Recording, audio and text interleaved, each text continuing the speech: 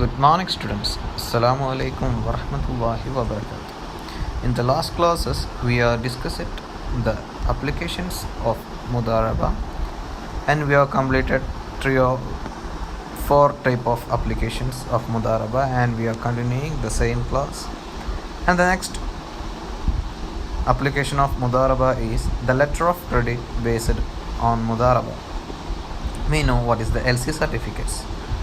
So, the client who needs the LC for purchasing or importing goods informs bank of his LC requirements and negotiates terms and conditions.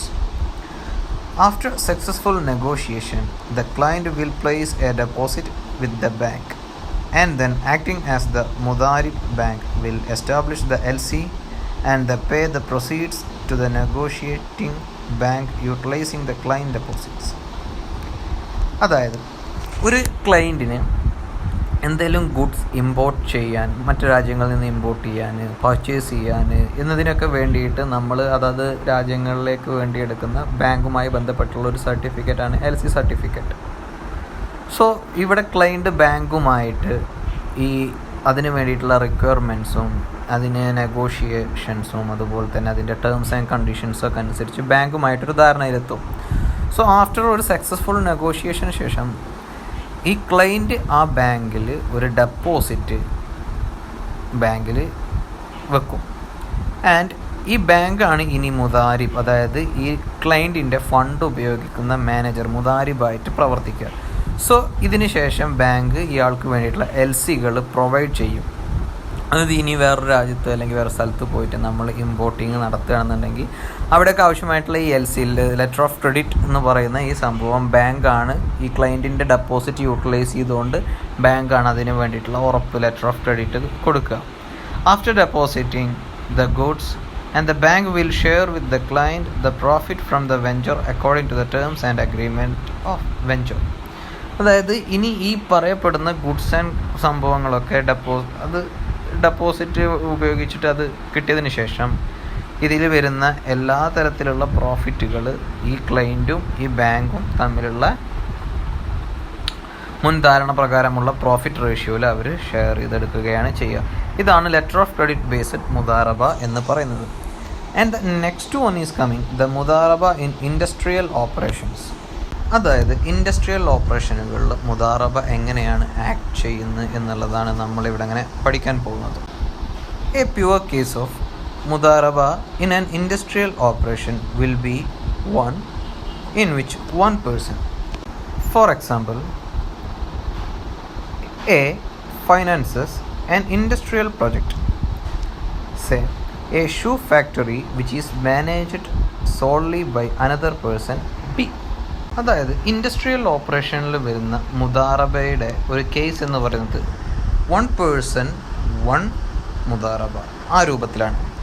അതായത് A എന്ന് പറയുന്ന ഒരു വ്യക്തി finance ചെയ്തിട്ട് ഒരു industrial project start ചെയ്യണം. നമുക്കൊരു shoe factory എന്ന് പറയാം.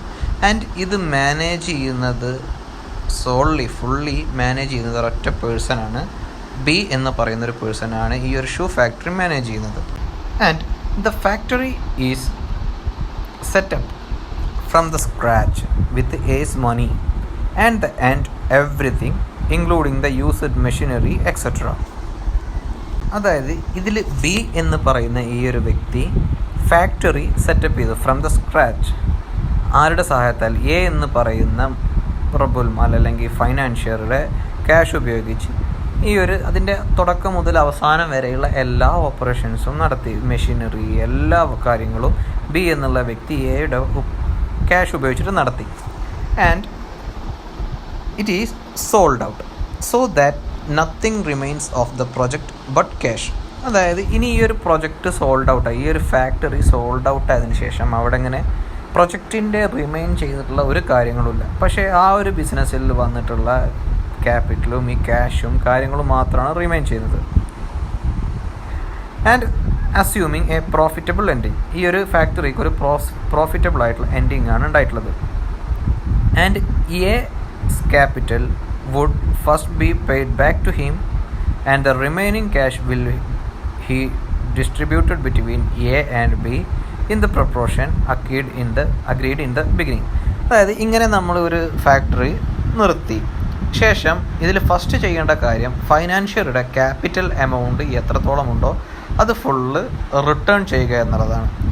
ഇനി പ്രോഫിറ്റ് ഉണ്ടായത് മൂലം ഇനി എ ആൻഡ് ബി അവർ പരസ്പരം അഗ്രി ചെയ്തിട്ടുള്ള പ്രപ്പോർഷൻ്റെ അടിസ്ഥാനത്തിൽ ഇതിൽ വരുന്ന പ്രോഫിറ്റ് അങ്ങോട്ടും ഇങ്ങോട്ടും തരംതിരിച്ച് വീതിച്ചെടുക്കുന്നതാണ് ചെയ്യുന്നത്.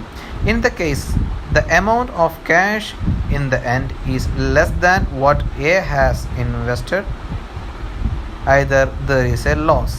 അതായത് ഇനി ഇപ്പോൾ പ്രോഫിറ്റ് ആയപ്പോൾ ഉള്ള കാര്യം നമ്മൾ പറഞ്ഞു. ഇനി അവിടെ ഒരു ലോസാണ് വന്നിട്ടുള്ളത്. അതായത് എ എന്ന് പറയുന്ന ഫൈനാൻഷ്യർ അവിടെ ഇൻവെസ്റ്റ് ചെയ്ത ക്യാഷിനേക്കാളും കുറഞ്ഞിട്ടാണ് നമുക്ക് ഈ സാധനം വിറ്റപ്പോൾ വേറൊരു വ്യക്തിക്ക് വിറ്റപ്പോൾ മൊത്തം പ്രൊജക്റ്റിൽ നിന്ന് കിട്ടിയതെന്നുണ്ടെങ്കിൽ അതവിടെ എന്താണ് ഒരു ലോസാണ്. So B gets nothing and A takes back what is left of his capital. ഇത്തരം സാഹചര്യങ്ങളിൽ മുതാരിബായിട്ട് പ്രവർത്തിച്ച ബി എന്ന വ്യക്തിക്ക് ഒന്നും കിട്ടില്ല. സെയിം ടൈം എ എന്ന് പറയുന്ന വ്യക്തിക്ക് എന്താണോ അവിടെ ബാക്കിയുള്ളത് അത് മുഴുവൻ അദ്ദേഹത്തിൻ്റെ പേരിലേക്ക് ആക്കാവുന്നതാണ്. സോ ഇതാണ് മുദാറബ ഇൻ ഇൻഡസ്ട്രിയൽ ഓപ്പറേഷനിൽ വരുന്നത്. ആൻഡ് നെക്സ്റ്റ് പറയുന്ന ഒരു ആപ്ലിക്കേഷൻ ഓഫ് മുദാറബ എന്ന് പറയുന്നത് മുദാറബ ഇൻ തക്കാഫുൽ മോഡലാണ്. Modern തക്കാഫുൽ contracts can also be devised using the Mudaraba model. In Malaysia, Takaful Malaysia and Takaful National use this model for their operations. So നമ്മൾ തക്കാഫുല്ലും മുദാറബയുടെ ഒരു application വരുന്നുണ്ട്. അതാണ് മറ്റൊരു ആപ്ലിക്കേഷൻ എന്ന് പറയുന്നത്. And the next application is മുദാറബ bank and collective investment. ഒരു മുദാറബ ബാങ്ക് ആൻഡ് അവരുടെ കളക്റ്റീവ് ഇൻവെസ്റ്റ്മെൻറ്റ് അതൊരു വേറൊരു തരത്തിലുള്ള ആപ്ലിക്കേഷനാണ്. എന്താണെന്ന് നമുക്ക് നോക്കാം. The classical contract of Mudaraba is an agreement between the capital owner and the working partner. He offers his capital to someone he knows and trusts and who trusts him. Usually the same village or city, only two parties involvement in this venture. Because of modern economic conventions, the contract has become much more complex when used by Islamic bank. Because of three parties involvement in the system, namely the entrepreneur, the bank which serves as a partial user of these funds as intermediary and the depositors with the bank. നമ്മളിത് പറയുന്നത് എന്താണ് മുദാറബ എന്നുള്ളത് just ഒന്ന് പെട്ടെന്ന് പറഞ്ഞതാണ്. Today the Mudaraba has been changed. In the Mudaraba contract, all the capital is provided by the bank to the working partner, and also all financial losses are borne exclusively by the bank. The bank will choose its working partner for forward the capital, which has already been deposited by the bank clients and the investment account. The agent will invest the funds in the profitable venture.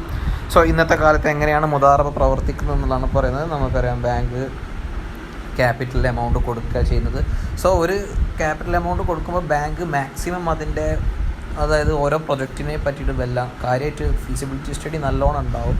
Successful ആവാൻ പോകുന്ന ഇപ്പോൾ എനിക്കൊരു business concept ഉണ്ടെന്നുണ്ടെങ്കിൽ നമുക്കൊരു business concept ഉണ്ട്, അത് ബാങ്കുമായിട്ട് അവതരിപ്പിച്ചതിന് ശേഷം bank അതിൻ്റെ ഫീസിബിലിറ്റി സ്റ്റഡി എല്ലാം നടത്തിയിട്ട് അത് പ്രോഫിറ്റബിൾ വെഞ്ചർ ആവും എന്ന് ഉറപ്പിൽ ആ ഒരു ധാരണയിൽ മാത്രം അത്തരം ഒരു ഉറപ്പ് കിട്ടുന്നവർക്ക് മാത്രമേ ഉള്ളൂ ബാങ്ക് ഇത്തരത്തിലുള്ള മുദാറബ കോൺട്രാക്റ്റുകൾക്ക് തയ്യാറാവുക. And from the legal point of view, the bank remains the legal owner of the capital and invest in the Mudaraba investment through its duration, despite not taking any part in the management.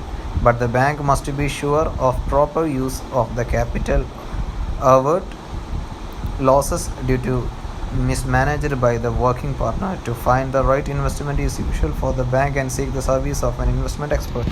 So bank ഇത്തരത്തിലുള്ള കാര്യങ്ങൾക്ക് വേണ്ടി investment എക്സ്പേർട്സുകൾ വെച്ചിട്ടുണ്ടാവും. And അവിടെ നടക്കുന്ന പ്രവർത്തനങ്ങൾ എന്തൊക്കെയാണെന്നുള്ളത് ഇപ്പോൾ ഒരു പ്രൊജക്റ്റിലേക്ക് investment കൊടുത്തതിന് ശേഷം ഒരു റബ്ബുൽമാലായതിനു ശേഷം ആ ഒരു സംഭവത്തിൽ ഒരിക്കലും ബാങ്ക് ഇടപെടുകയൊന്നുമില്ല. ബട്ട് ബാങ്കിന് അതിൻ്റെ എല്ലാ വർഷത്തെ കണക്ക് കാര്യങ്ങൾ ഓഡിറ്റിങ് അത്തരത്തിലുള്ള എല്ലാ കാര്യങ്ങളെയും പറ്റി വ്യക്തമായ ധാരണ അതൊക്കെ നോക്കുന്നതിന് വേണ്ടി ബാങ്ക് ഒരാളെ നിയമിച്ചിട്ടുണ്ടാകും. പക്ഷേ ബാങ്ക് ഒരിക്കലും അതിൽ എങ്ങനെ പ്രവർത്തിക്കണം എന്ത് കാര്യങ്ങൾ ചെയ്യണം എന്നുള്ള കാര്യങ്ങളിൽ കൈകാര്യങ്ങൾ വരത്തില്ല. അതൊക്കെ ആ മുദാരിബിൻ്റെ സോൾ റെസ്പോൺസിബിലിറ്റിയാണ്. അതുപോലെ തന്നെ ഈ മുദാരിബിൻ്റെ മിസ്മാനേജ് വഴി എന്തെങ്കിലും വരികയാണെന്നുണ്ടെങ്കിൽ ബാങ്ക് അതറിയും, അതിനനുസരിച്ച് ലോസ് അവരിൽ നിന്നും ഈടാക്കുകയും ചെയ്യും.